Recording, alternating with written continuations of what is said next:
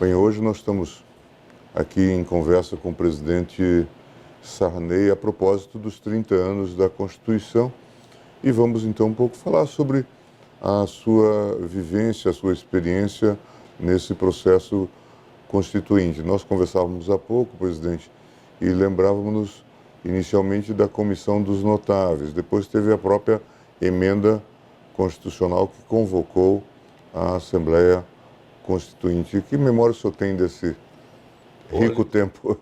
A Assembleia, a convocação da Assembleia Constituinte foi uma ideia chave em toda a campanha das oposições contra a ditadura dos militares. E durante esse período foi uma constante permanente que estava na cabeça de todos eles, sobretudo pressionado pelas esquerdas, né? E fez um documento chamado o Manifesto da Aliança Liberal, na qual se assumia a junção do PMDB com o PFL, que naquele tempo ainda era Frente Liberal, não era partido político, uma relação de coisas que deviam ser feitas. E a primeira delas era a convocação de uma Assembleia Constituinte. E realmente eu quando assumi, eu já tinha dado uma entrevista há muito tempo, ao tempo do governo Geisel, e ele, até o presidente, ficou muito contrariado comigo, porque eu disse que nós não podíamos permanecer uma nação ser redemocratizada com uma Constituição que começava dizendo chefes militares do Exército, Marinha e Aeronáutica, e era o prólogo da emenda constitucional número 1, que existia. 69. Então, quando eu assumi a presidência, eu coloquei isto em cima da minha mesa, como uma bíblia a ser seguida. E o Tancredo tinha sugerido que se formasse uma comissão de notáveis. Ele mesmo deu o nome de notáveis, Sim. que fosse capaz de fazer um anteprojeto que fosse submetido ao Congresso para que se fizesse. Isso naquele tempo ainda que não se tinha tido eleição. Depois eu soube que o Tancredo, algumas pessoas, ele tinha dito que jamais ele convocaria uma constituinte, que sabia o perigo de que seria uma constituinte. Então, ele disse que ia fazer algumas reformas pontuais. Acontece que eu cumpri todo aquele manual, vamos dizer, que tinha todo aquele compromisso, chamava-se Compromisso da Aliança Democrática. E a primeira coisa foi o Fernando Lira, que era ministro da Justiça, começou a organizar a Comissão dos Notáveis, os nomes. Alguns que já tinham sido sugeridos, dizia ele, pelo próprio Tancredo, e outros que eu acrescentei depois. E essa comissão organizou o projeto.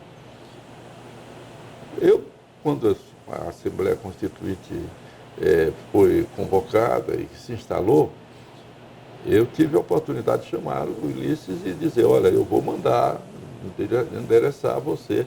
E o Ulisses, então, com uma ideia preconcebida de não ter projeto nenhum a seguir, fazer um projeto dentro da própria Constituinte, ele disse, olha, o presidente Sarney, ou Sarney, como ele me chamava, não faça isso. Se você fizer, eu sou obrigado a devolver o projeto. Não mandar, portanto, o projeto. Não mandar o projeto para lá.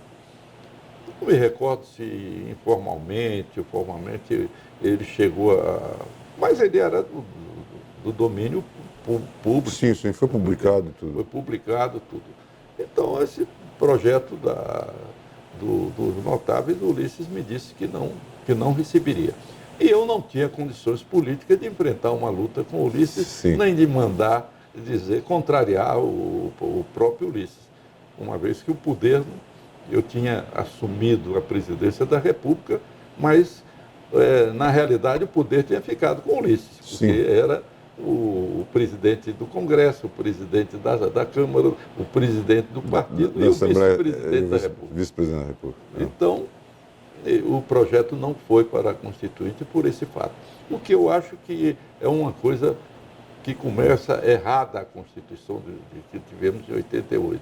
Porque eu não conheço, o senhor que é constitucionalista sabe mais do que eu, qualquer Constituinte que tenha sido feita, senão partindo de um projeto que tenha, ou diretrizes que tenham norteado a feitura da Constituição.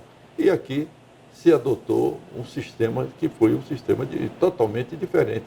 Um sistema, posso dizer até que anárquico. Começou com as subcomissões. Não, começou com as pressões que eram feitas para cada uma das...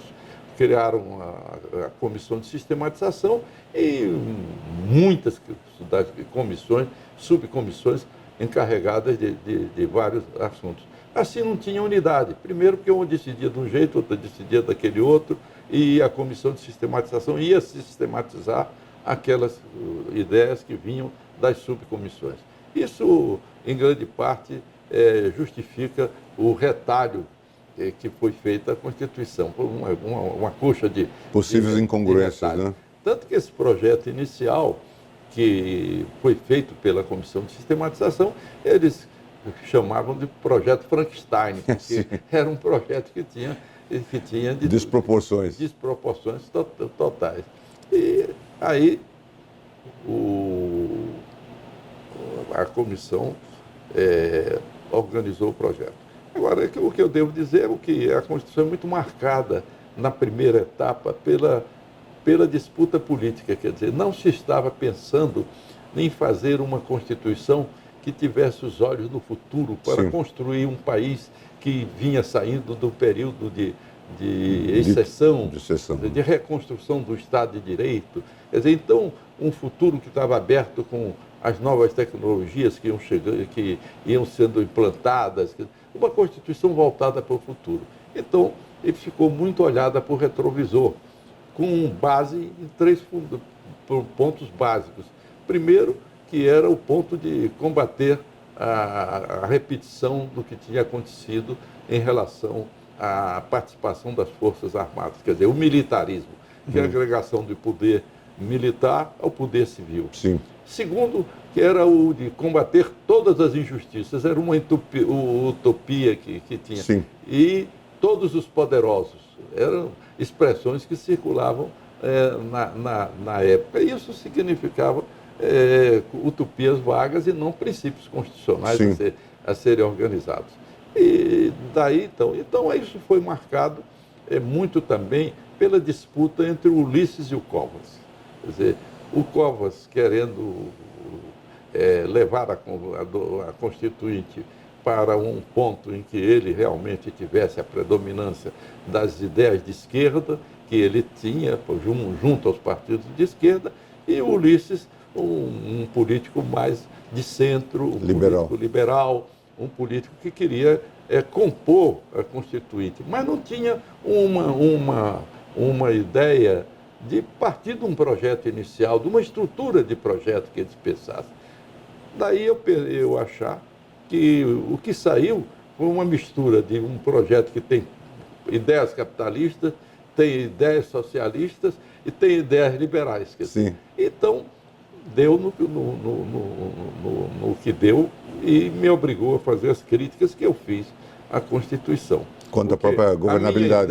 A minha ideia era realmente o momento que nós tínhamos de implantar os direitos sociais. Porque nós tínhamos a experiência, e o senhor sabe muito mais do que eu, quer dizer que nós tínhamos a Constituição de 24, que assegurou, desde de 24 a 1891, no país, teve uma emenda, né?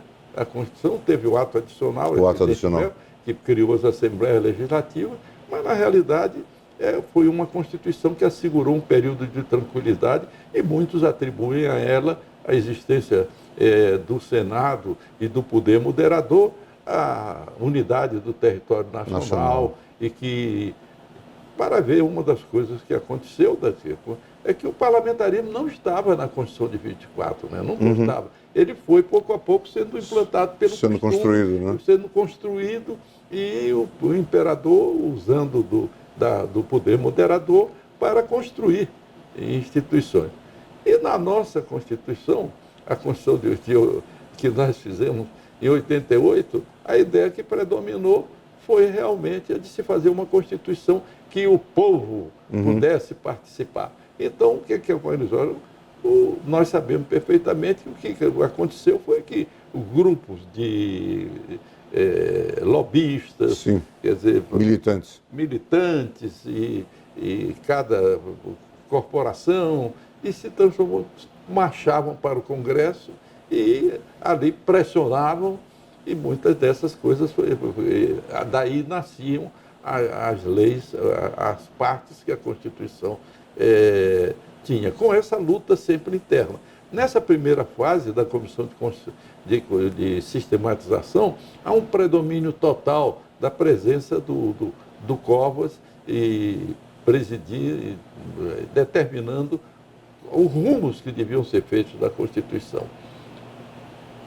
E o resultado é que saiu um projeto, até eu li numa entrevista do Serra, que ele diz uma coisa, que eu nunca vi uma Constituição que tivesse um capítulo sobre sistema financeiro. Sim. E que a nossa tem. E dentro disso nasceu até o juro de 12%, quer dizer, no combate aos poderosos. Entre os poderosos estavam os banqueiros.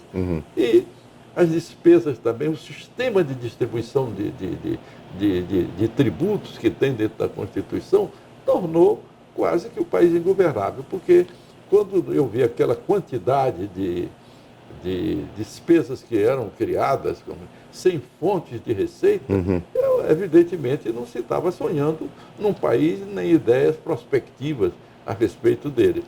A partir daí viria uma judicialização. Viria uma judicialização, todo mundo resolveu ampliar os seus poderes, o poder executivo tentando ampliar um pouco a sua participação, o poder legislativo querendo ter atribuições executivas, e também a ampliação do poder judiciário com a criação do sistema do Ministério Público, que foi, na realidade, quase que um quarto poder sem nenhum controle. Sem nenhum controle. Sem nenhum controle. Foi o que aconteceu, que eu acho que naquele tempo eu fui obrigado, para dizer isso, quando eu vi que nós íamos criar um choque, de uma expansão, como se fosse um universo em constante expansão dos poderes, que isso não ia absolutamente dar certo, que nós íamos criar uma ingovernabilidade. E fui para a televisão, fiz um pronunciamento dizendo que advertia a Constituição o que nós devíamos fazer a respeito de uma nova Constituição, com os olhos, não no retrovisor, mas com os olhos para o futuro. De uma grande Constituição. E resultado não tão detalhistas como aconteceu, é quase um conjunto de regulamentos que nós fizemos na Constituição.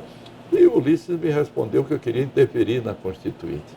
E me disse, eu me lembro bem que ele disse: ingovernável é a fome, ingovernável é a miséria. Naquele estilo do Ulisses, que ele era um grande formulador de frases. Né? Então, aconteceu essa parte, na parte de interferência minha na Constituição. Eu acho que isso... Eu sempre tive por norma não interferir na Constituinte. Até mesmo porque eu não tinha condições de interferir na Constituinte. Sim. Na porta estava aquela barreira formada porque eu era um presidente que tinha surgido vice-presidente, assumindo numa situação dramática. A maioria parlamentar era totalmente... Maioria parlamentar, não tinha partido político, porque o meu partido político ainda não... o grupo político que eu tinha era oriundo, do qual eu era oriundo, ainda nem tinha se formado, então não tinha condições de influir. Eu sabia que a minha influência, então, primeiro foi em mandar o projeto da Constituinte o mais cedo possível e colocar dentro do projeto tentar influir no sentido de que enfrentasse os direitos sociais. Porque, como nós sabemos bem, a Constituição de 24, ela tinha por preocupação defender a propriedade, que era o tema daquele tempo. A de 91 era realmente de direitos individuais, liberdade, sim, com as ideias do Rui Barbosa, as ideias da República, que significava isso, o poder emanado do povo, e de eleições livres. E eu achava que era hora de nós enfrentarmos os direitos sociais, que os tempos atuais representavam. O Getúlio, que podia ter feito modernizado por uma confrontação entre capital e trabalho, e dessa reunião nascer, então, esse equilíbrio que os países modernos têm, ele criou um trabalhismo ministerialista, quer dizer, que era muito tutelado. Vem se restabelecer realmente um sindicalismo moderno a partir dos anos 70. Né? Então, isso aconteceu e eu, então, coloquei que devia ser enfrentada a parte de direitos sociais. Tanto que no meu governo o lema era tudo pelo social. Tudo pelo social. Que era uma maneira que eu tinha de poder influir, eram ideias que colocava para ele. Mas eu acho que o próprio Ulisses, como era meu interlocutor maior, eu tinha os líderes também, ele tinha essa ideia de querer transformar a Constituinte num grande palco de campanha, e foi uma festa, né? Sim. Todo mundo achou que ali era a Bacia das Almas, onde se ia tirar vantagem. Na segunda fase, eu disse a primeira fase marcada pela luta do Collor, a segunda fase não. A segunda fase, que eles chamaram de Centrão. Isso foi depois da revisão do regimento e... Depois, foi a primeira marcada por essa luta pessoal entre esquerda, entre líderes de esquerda, de direita, a influência do Collor, a influência dentro da comissão, do Fernando Henrique, do Cabral, enfim, aquilo que significava aquela luta política dentro da comissão. Já na segunda fase, na fase final, há uma luta ideológica, quer dizer, porque eles achavam que a Constituição ela tinha sido feita uma Constituição de esquerda, contra a propriedade, contra discussões que tiveram bastante predominância, como o ensino laico, e que não podia ter ensino privado, que foi discutido naquele tempo. Foram temas que chocaram muito os maiores da Constituição, da privada, da desapropriação da terra, dessa outra parte que tinha. Aí, eles, dentro do Congresso mesmo, teve uma reação. E eu confesso que nessa fase, eu achava que esse projeto Frankenstein, que eles chamavam, tornava o país ingovernável. Então, nós devíamos tentar melhorar e viabilizar já, então, numa fase difícil, porque quase toda a Constituição estava pronta. Então, a função era tirar aqueles excessos. E eles constituíram, então, uma maioria restabelecendo o que devia ser, que a Constituinte e a Constituição fosse feita pela maioria dos constituintes, e não por um grupo minoritário, que para reformar uma decisão da Comissão de Sistematização tinha que ter 2/3 do plenário. Era um absurdo, né? Mas, e isso também, outra coisa que prejudicou, que dominou a Constituição, toda a luta pelo meu mandato, que era um mandato de 4 anos, que tinha que ser... Eu não tinha condições nenhuma de estabelecer um mandato de 4 anos, porque as condições políticas naquele tempo não estavam consolidadas ainda. Sim. Quer dizer, eu tinha que dar atenção à área militar, eu tinha que dar atenção à área interna do Era uma país. Transição instável, né? Era uma transição instável. Então, eu queria que eu terminasse o meu mandato e que a Constituição fosse feita como um marco dentro daquilo da redemocratização do país. Eu acho que da transição dependeria muito disso. Então, aí, durante esse período, é que nós vamos enfrentar essa luta ideológica, cuja saída era um impasse que houve e que deram o nome de Centrão para desmoralizar. Sim, sim. Mas, na realidade, o que houve foi um movimento dessa natureza. E nessa parte, eu confesso que eu procurei interferir, apoiando a que eles formassem isso, e nós procurássemos corrigir um pouco da Constituição, aquilo que ela tinha de excessos que tem. Basta ver que a Constituição, do jeito que ficou, e eu atribuo em grande parte as coisas que estamos vivendo hoje a esse caminho que a Constituição deu margem a que nós construíssemos esse certo caos que passou a existir num país administrativo, confrontação de poderes, tudo isso. Tem a ver um pouco com essa... Tem a ver um pouco com a estrutura da Constituição. Basta ver que naquele tempo eu disse que o melhor artigo da Constituição era o artigo 5º, que mandava que ela fosse reformada dentro de 5 anos. Das disposições transitórias. Fracasso, porque nós não fizemos nada naquele dos 5 anos. Eu acompanhei. Aquela área foi tempo. E o resultado é que nós já tivemos, eu fui para o Congresso depois de presidente e vi dentro do Congresso, passaram nesse período lá 3.000 emendas constitucionais. E hoje nós temos dentro do Congresso 1.500. Já votamos 104 emendas e revisões da Constituição. Já temos hoje quase 2/3 de textos maiores do que o próprio texto da Constituição, e nas emendas que foram feitas. E para viabilizar, como eu disse, nessa parte ideológica, o Ulisses teve que adotar a solução de quando tinha um impasse, ele dizia, vamos jogar para uma lei complementar, uma lei ordinária, e isso chegou, eu acho que o número exato, eu não me recordo, naquele tempo eu sabia tanto, eram 300 e poucos artigos que dependiam de leis e complementa. Um tipo de manobra dilatória.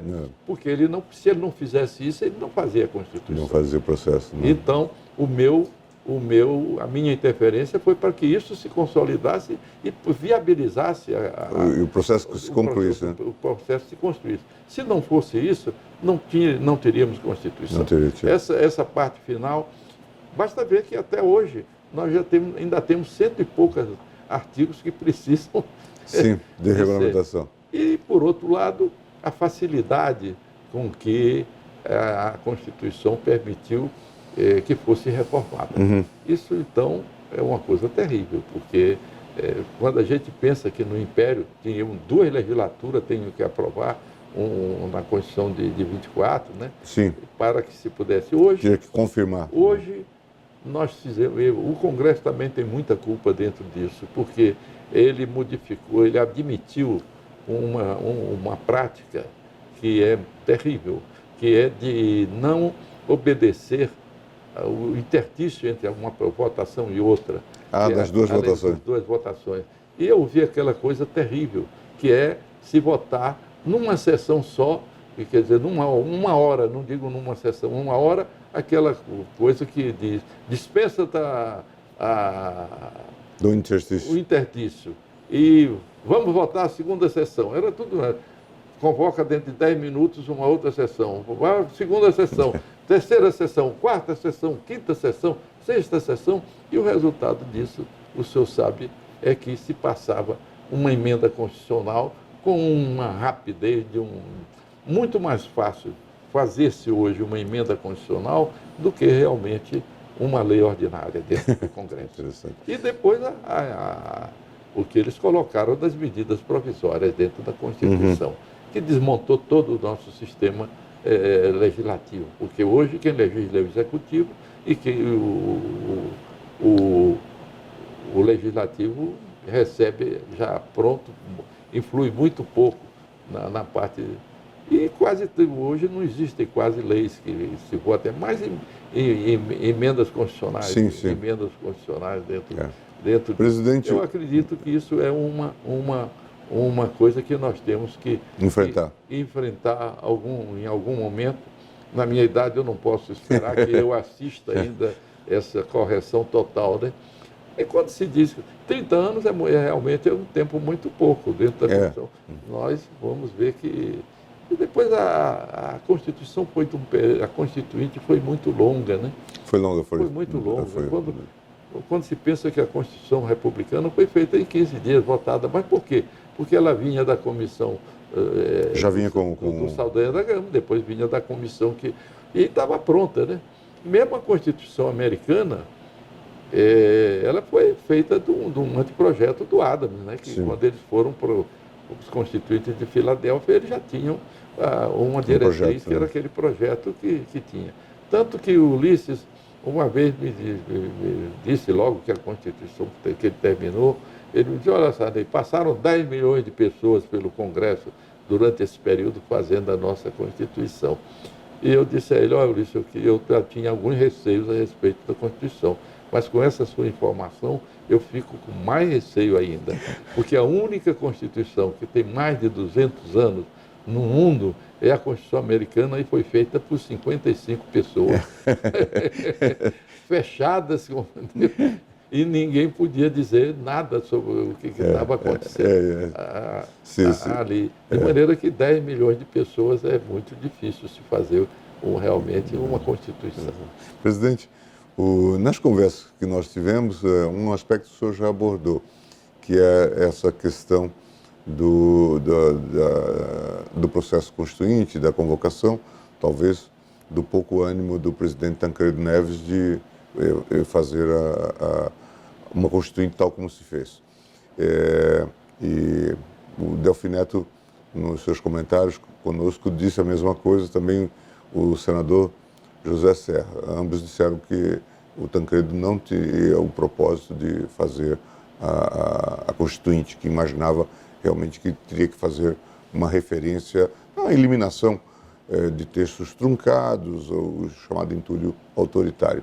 Mas há um outro aspecto que também tem sido referido, e acho que isto veio em conversas que nós tivemos com o senador José Serra e também com o presidente Fernando Henrique, que foi sobre o parlamentarismo, em que eles dizem que o senhor tinha aceito a ideia do parlamentarismo e até se propunha a dedicar o último ano do mandato à construção, né, do regime parlamentar de governo. O senhor se lembra disso? Isso foi um ponto importantíssimo, porque quando eles começaram a discutir o mandato, 4 anos, 5 anos, o Tancredo teria condições com a força política que ele tinha, e como grande líder e aglutinador dessas forças que levaram a uma transição sem traumas, eu não tinha nenhuma, como eu disse ao senhor. Então eu não tinha nenhuma condição política de chegar e dizer que não ia fazer, não ia convocar a Constituinte. Eu tinha que convocar, porque estava dentro do... E Tancredo podia fazer isso. E mais ainda, eu confesso que o Tancredo devia saber mais do que eu os perigos de uma Constituinte.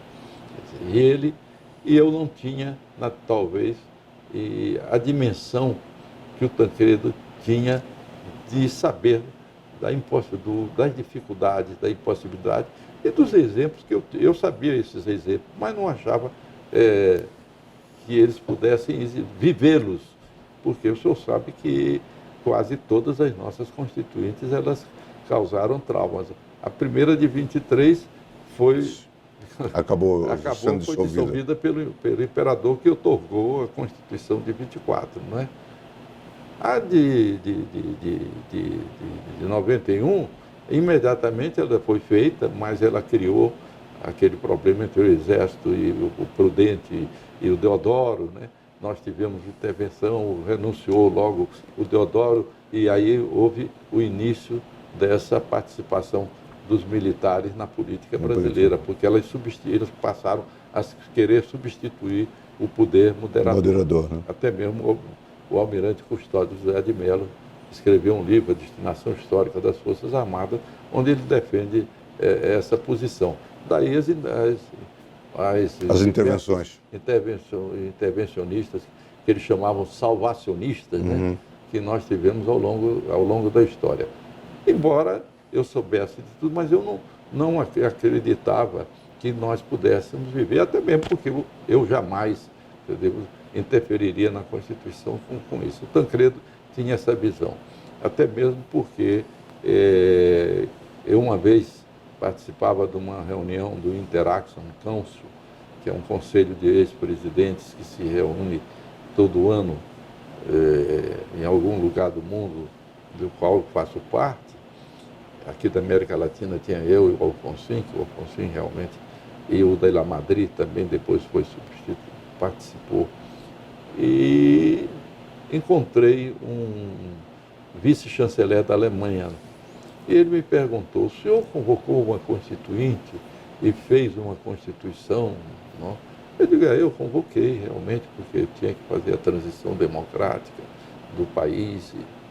Aí ele disse: se nós na Alemanha convocássemos uma constituinte hoje, a Alemanha se dissolvia, porque é impossível qualquer país no tempo moderno, porque são tão grandes as reivindicações da sociedade e que todo mundo vai querer colocar ali como se fosse uma coisa, uma utopia a ser alcançada. Esse é um dado curioso. É um dado que nós temos hoje dentro da Constituição, essa utopia que nós vamos falar. Mas o senhor falou do parlamentarismo. Né? Eu sou parlamentarista, eu acredito que defendi o parlamentarismo, mas da maneira com que eles colocaram o mandato de 4 anos dentro da Constituição, era mais e a implantação do parlamentarismo era mais um golpe de destituição do Congresso, do presidente. Do presidente. E eu, então, disse: nesse ponto eu não aceito. Agora, se for para fazer um parlamentarismo no país, eu estou disposto a fazer. Vamos encontrar uma solução para isso. Quando eu lancei os 5 anos, foi de que maneira? Eu achei, baseado no que tinha ocorrido com o presidente Dutra, que saiu do tempo do Estado Novo, com a Constituição de 37, que dava um mandato de 6 anos também, o Dutra, com a Constituição de 46, ele disse: olha, eu abdico de 1 ano, fico com 5 anos, em vez de 6, e então se faz, essa é a minha decisão e a Constituição. E foi feito isso e o gesto do Dutra é tido como um gesto de renúncia. E eu fiz a mesma coisa. Eu achava que estava fazendo um gesto de renúncia. Quando eu fui procurado pelo Scalco, Richa, o Jader Barbalho, através do Almir Gabriel, Cid Carvalho, então, me propondo que nós fizéssemos um parlamentarismo com 1 ano destinado a construir o parlamentarismo. Eu disse: ótimo, vamos fazer isso. Será uma boa coisa para o país. Então vamos construir, porque passarmos para o regime parlamentarismo é muito bom, porque no momento de crises se dissolve o Congresso, cai o gabinete, mas não se cria essa crise que nós estamos criando, que temos que enfrentar impeachments contra o presidente, e como nós estamos ocorrendo na nossa vida do país. Pois bem, e isso aí eu acredito depois o Fernando Henrique aceitou, o Serra aceitou, os outros todos, os líderes aceitaram. Mas dependiam muito do Covas, que era muito turrão, como dizia o Pedaleixo a respeito do Covas. E o que chegou até mim foi que o Scalco foi ao Covas, que naquele tempo estava num processo de convalescença do infarto que tinha tido, e o Covas disse que não aceitava de maneira nenhuma. Por quê? Eu acredito porque eles todos achavam que iam fazer a eleição imediatamente e iam ser presidente da República. Era a cabeça do Ulisses, era a cabeça do Covas, era a cabeça do Brizola, era a cabeça de todo mundo. Então, por isso nós não tivemos o parlamentarismo. E o resultado é que eu acho que foi um momento mau. Mas, graças a Deus, nós tivemos a transição democrática.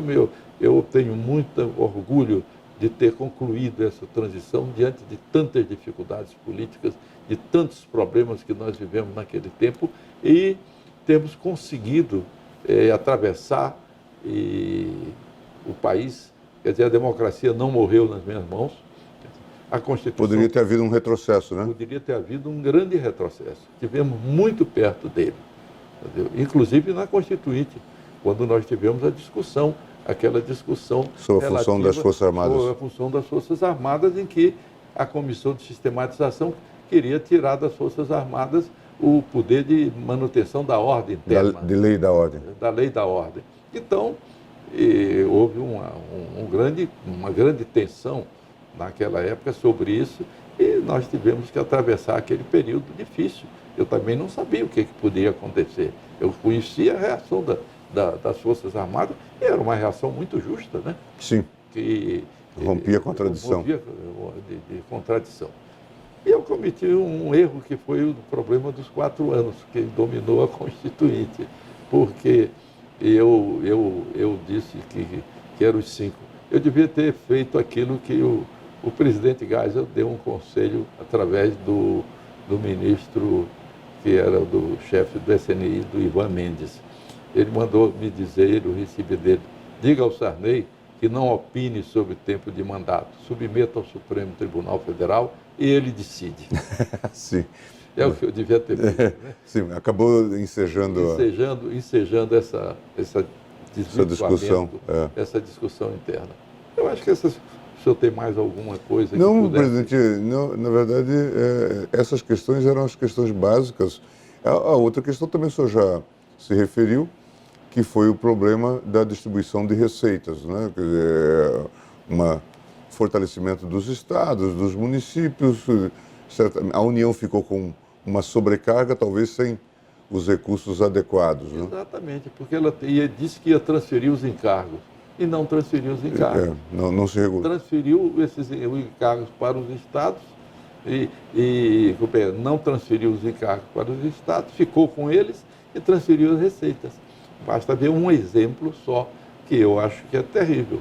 O Imposto Único sobre Combustíveis Líquidos, que se extinguiu e transformou em ICMS, foram para os estados.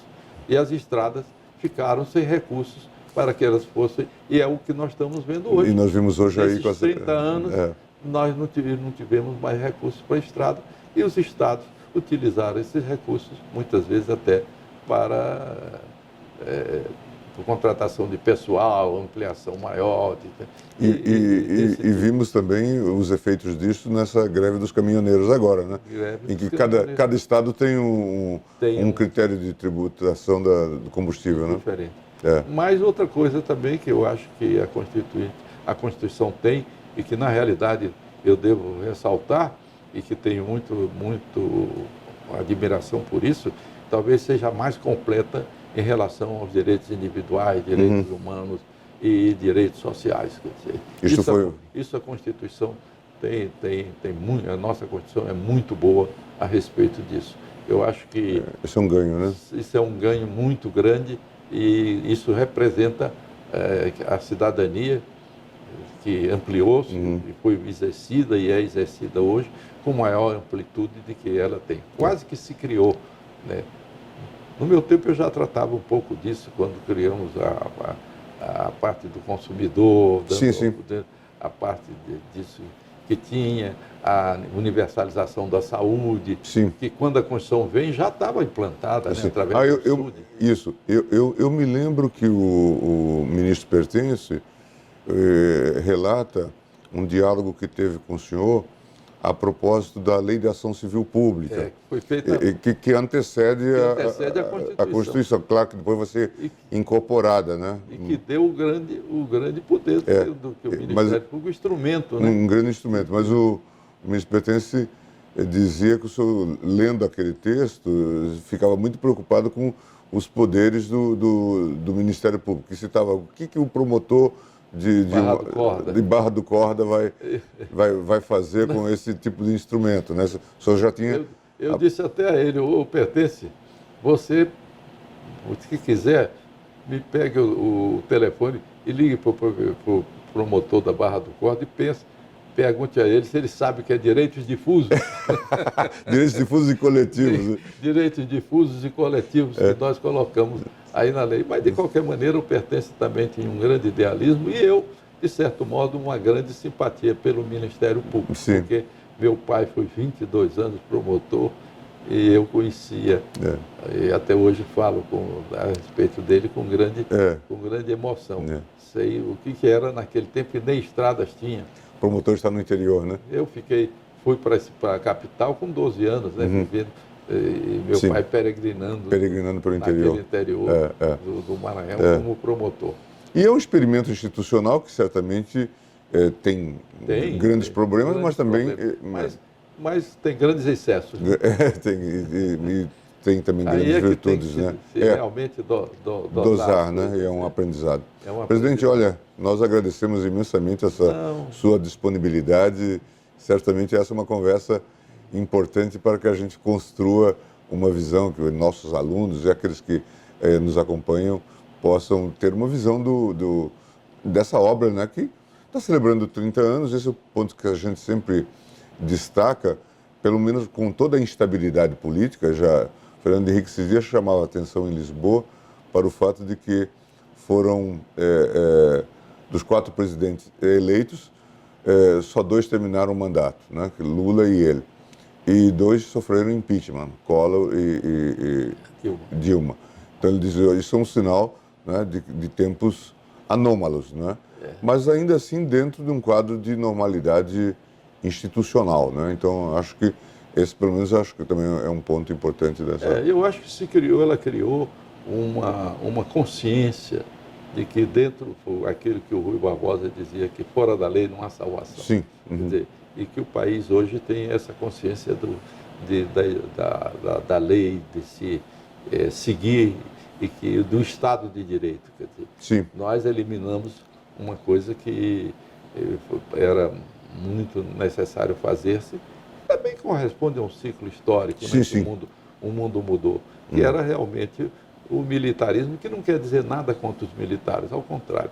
Os militares tiveram sempre um grande papel importante, um grande espírito público, mas a agregação do poder político ao poder militar. Quer dizer, isso desapareceu do país. Quer dizer, e eu considero que nós tivemos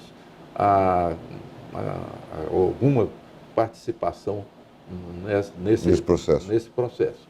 Porque durante aquele tempo, quando nós começamos eu vi logo que nós teríamos grandes dificuldades para nós atravessarmos a transição democrática, e eu estabeleci 2 normas em relação aos militares. Primeiro, que eu, sendo comandante-chefe das Forças Armadas, o dever do comandante é zelar por todos os seus subordinados. E, em segundo lugar, que a transição democrática tinha que ser feita com os militares e não contra os militares. Quer dizer, como a ideia geral era que dominou muito a Constituinte, e nisso era de tirar dos militares... Um acerto de contas. Um acerto de contas, quer dizer, quando na realidade isso teria criado problemas muito sérios. E, com isso, nós não atravessamos aquele período, restauramos a democracia no Brasil. Hoje, de qualquer maneira, nós temos, com todos os defeitos que vão sendo corrigidos ao longo do tempo, como o senhor disse, um clima de plena normalidade das instituições. Embora não funcionem como a gente poderia desejar, mas elas estão funcionando de tal maneira que nós temos isso que representa, passamos 2 grandes crises e ela resistiu. Resistiu com isso. Sem que eu possa também, estou sendo um crítico, fui um crítico muito grande do processo constitucional, deixo de reconhecer que ela foi realmente o grande instrumento que deu, em alguns momentos, abertura e espaços para que, como um colchão, ela absorvesse as tensões que a sociedade brasileira apresenta num tempo de tantas mudanças que nós estamos vivendo, né? Agora, é preciso a gente ter uma Constituição que olhe para o futuro, quer dizer, que tenha condições de se criar futuro, que não seja um regulamento, em que as pessoas pensam que a lei pode salvar tudo, né? Resolver os problemas concretos da vida, né? Problemas concretos da vida através de um simples dispositivo legal. Isso nem Deus fez. Presidente, nós queríamos agradecer essa sua contribuição. Certamente será muito valiosa para os nossos estudos sobre essa Constituição no momento que nós estamos aí a celebrar os seus 30 anos. Pois, também quero celebrar porque fui o primeiro a jurar a Constituição. Sim, claro. E em seguida, viabilizá-la, porque quando no dia seguinte nós verificamos que a Constituição não permitia mais prender ninguém. Foi o que o Saulo Ramos chegou e me disse, olha, o presidente, a partir de hoje ninguém mais pode ser preso, porque a Constituição foi promulgada. Ela só olhou para o preso e não olhou para a vítima. Então, foi aí que nós colocamos a primeira medida provisória, que foi criando a prisão. A questão da prisão provisória. Essa prisão provisória, de 5 dias. De temporária. Temporária. 5 dias. De 5 dias.